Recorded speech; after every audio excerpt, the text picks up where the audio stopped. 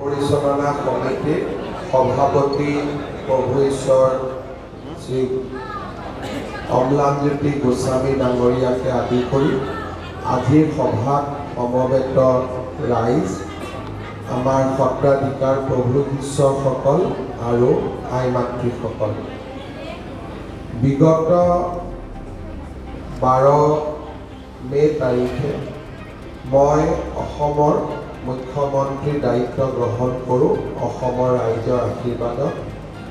আৰু মুখ্যমন্ত্ৰীৰ দায়িত্ব গ্ৰহণ কৰাৰ পিছত প্ৰথম মই মনতে ভাবিছিলোঁ যে গুৱাহাটীৰ বাহিৰলৈ যেতিয়াই যাম প্ৰথম কাৰ্যসূচীটোৱে হ'ব বটদ্ৰৱা থানত আহি ভগৱন্তৰ প্ৰভুৰ আশীৰ্বাদ ভিক্ষা কৰা। আজি মই অত্যন্ত আনন্দিত। আমাৰ অসমৰ নৱবৈষ্ণৱ ধৰ্মৰ প্ৰাণকেন্দ্ৰ আৰু আমাৰ সকলোৰে সাধনা আৰু আধ্যাত্মিকতাৰ প্ৰতীক বটদ্ৰৱা থানলৈ আহি গুৰুজনাৰ আশীৰ্বাদ ল'বলৈ সক্ষম হ'লোঁ।